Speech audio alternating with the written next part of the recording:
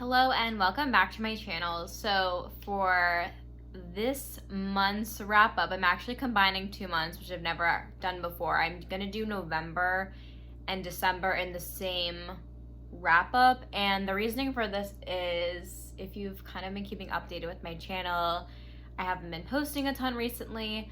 I am busier than I've ever been in my entire life, and I'm like very stressed out with like work right now, and then it's currently the beginning of December and the class that I'm taking ends later this month, and so I just have like a lot on my plate and I haven't had a ton of time for reading. So I didn't really have enough books in my November wrap up to create a whole video about it, because not only have I been really busy, but I also kind of went through a reading slump. I was DNFing a ton of books. These are a couple of them. I DNF'd so many books in November that I literally didn't even read a physical book. I only read 2 audiobooks, and the first audiobook, which I'm going to talk to you about, I literally finished it on November 1st, which means that I read most of it in October, and it's currently the beginning of December. So I'm going to have to remember what that book is actually about. But yeah, I'm going to combine the 2 months and just create videos like when I can, but I just like wanted to update you on like why I'm doing this. And anyway, let's just get into the wrap up. So I am going to split up the wrap up into like November and December. So let me just go through the books that I finished in November. So as I said, the first book I finished was literally the first day of November. And that book was The Good Neighbor, The Life and Work of Fred Rogers by Maxwell King. This book is basically like the first full-length biography of Fred Rogers' life, and I actually kind of struggled with this book, which is like really surprising because I picked this book up because it's Fred Rogers. We all love him, we all know him, and I love that the audiobook started off with like the It's a Beautiful Day in the Neighborhood song, which was like so cute. But basically this book is Fred Rogers' like full career. So obviously it goes into his childhood and his upbringing, and then a little bit about his personal life as he is an adult, but most of the book I'd say is about his work that he did. And I mean, we all know that Fred Rogers is an incredible person, and I think like really what the main goal for the author was, he was the first person that ever documented Fred Rogers' life and his entire career, and I think that's really important that someone like Fred Rogers' career doesn't get lost in history. But I feel like as a reader, it was like kind of hard for me to connect to it a little bit because it was so focused on Fred Rogers did this and then he did that and then he did this and then he worked here and then he worked there, and it was just not as much of like the personal man that Fred Rogers is. And I know like during Fred Rogers' lifetime, he never wanted to have a autobiography or a biography on him because he's very not private, but he's like a very humble person, and he didn't want to like have like a ton of accolades and all that kind of stuff. And honestly, I feel like if Fred Rogers were to read this book, he would be like a little embarrassed because it's all about like, oh, he's the best guy ever, he did all these amazing things. And yes, like we know that Fred Rogers is an amazing person, but I feel like it didn't really get into like the human side of him. Like for example, I've known that like Fred Rogers had like a difficult relationship with his children, and the book like kind of touched on it, but like not really. And like more of like the human side of Fred Rogers is what I was more curious about, instead of just like all of his accomplishments, even though again, like I think it's important that those are documented. But I finished the book, and it was an audio, so I got through it. I mean, at the end of the day, even though like I didn't love the book, I mean, I still think Fred Rogers is someone to like aspire to be. And I remember when I was like first started to listen to it, I was like thinking about my YouTube channel, and I was like, if I ever make it big on YouTube, I want to make sure that this YouTube channel, I'm doing it for good. And I was like really inspired that like if I ever were to get like partnerships or anything, like I always like want to make sure that I'm working with like socially responsible companies, like mission-driven companies, and just like be as ethical as I possibly can, and like have this channel be more for me giving versus me getting. And I just think that's kind of the way that Fred Rogers lived his life, and that's the way that I also want to live my life. The next book I finished was also an audio. and this was in November as well, and it was One True Loves by Taylor Jenkins Reid. This is a romance book, and yes, I really, really like this book. It was so good. I'm like really getting into Taylor Jenkins Reid now, but this book is basically about this girl named Jessie, and she marries her high school sweetheart. Oh wait, no, oh my god, no. This book is about a girl named Emma Blair who marries her high school sweetheart Jessie, and you know, it's like her one true love, and they basically like want to get away from their hometown, and they want to travel and explore the world together, and they build this life. But on their 1-year anniversary, Jesse is like on this like work trip. He's on like a helicopter and it crashes and he's nowhere to be found. Emma thinks that he's dead and she has to kind of move on with her life. She's currently living in LA, but she decides to move back home to Massachusetts to be closer to her family while she's grieving. And one thing I do love about this book is that her parents own a bookstore called Blair Books, and that's like incorporated into the book as well, so that's just really fun. But anyway, as she's like kind of grieving and she starts working at her parents' bookstore, which is like something she told herself she would never want to do, but now she's like finding herself kind of reimagining what she wants her life to look like, and so she's, you know, more excited about the idea of owning her parents' bookstore. She she reconnects with like a childhood friend named Sam, and they create a relationship, they fall in love, they get engaged, and you know, her life kind of moves on. But then one day her husband, Jesse, is found, and he comes back, and she basically has to decide who she wants to be with. Does she want to be with her husband, her like one true love, or does she want to be with her now current fiance? So I guess it is like kind of love triangle. I really like this book, as corny as it sounds.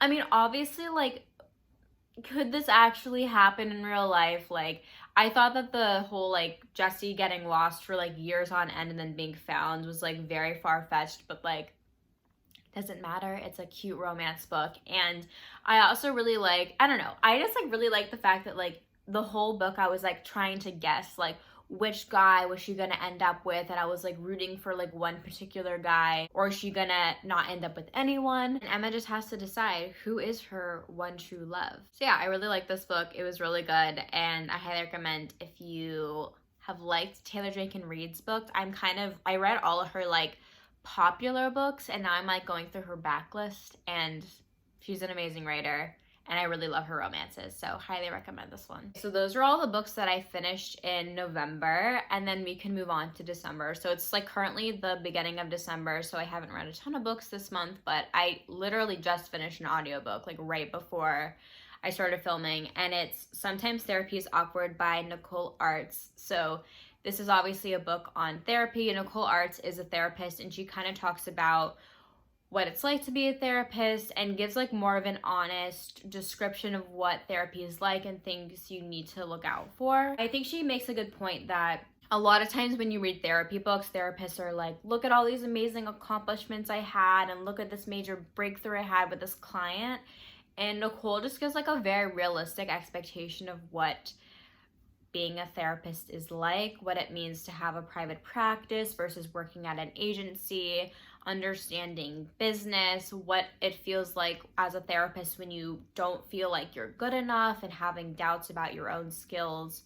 And I really like this book. It was interesting. I know like I've always said like I'm not sure if I want to be a therapist or not, but I think my boyfriend is studying to be a therapist, so it's also just like good for me to know. I really like that she was very honest about her experience about being a therapist and what it means to have like burnout, like what does burnout look like. And yeah, I know a lot of you probably aren't wanting to be therapists, but if you are, I think this is like a very good book, and just going to continue to read all of my therapy books because I absolutely love them. So those are all the books that I've finished so far for the months of November, December. I'm sure I'll finish at least, hopefully, one more book by the end of December, but I will definitely keep you updated, and I'll see you soon. So I want to finish out the rest of December.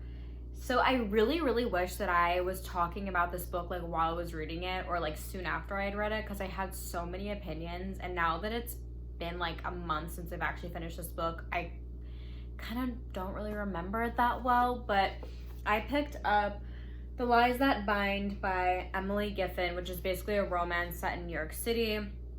So it's about this girl named Cecily Gardner who broke up with her boyfriend. She goes to a dive bar at 2 a.m. in the East Village. She meets this guy there named Grant. And as she was like about to call her ex-boyfriend, Grant was like, no, don't do it. And so he obviously like becomes like the new love interest. And then all of a sudden, Grant goes missing on 9/11. And when Cecily, who is a reporter, tries to go looking for him, she sees a poster with his face on it, and she realizes that she's not the only person that's looking for him. And then she asks herself, you know, did he really love me? How well did I know Grant? Is it possible to love a man who wasn't who he seemed to be? It kind of sounds like a thriller, and I almost like kind of read it like a thriller, but it's really not. It's just like a romance. To be honest, like, this book was very entertaining, and it's like a very light read and fluffy, and I got, you know, once I was like actually reading it, I got through it quickly, but it was like kind of dumb, which is fine. Like, I felt like the author did so many things within the plot that were either like so outrageous, so convenient, like would never happen in the real world. But I enjoyed this book while I read it, but I honestly don't really have a lot of opinions on it now. I didn't think it was like that great. I actually thought it was like more funny than anything else. Like, I haven't read a book in a while that I liked, but I also thought was like really dumb at the same time. So I'm glad I picked it up. I think I just needed a light and funny read at the time, but I never think about it, and I probably will never reread it again. Okay, so the next book I finished was Creating Your Best Life, The Ultimate Lifeless Guide by Caroline Adams Miller and Dr. Michael B. Frisch. So I actually read this book for work, which is why I have tabs in it. I actually was reading it over the course of a year because I was extracting quotes and stuff from it, but this is basically one of like the best goal setting books that's been written. It's really good, and it tells you like how to accomplish goals, but it uses a lot of science-based, like evidence-based tools, especially from the realm of positive psychology. And what I find to be really interesting about this book is not only does it help you accomplish your own goals and uses like science, but also in the back of the book there's like a ton of worksheets and things that you can work through.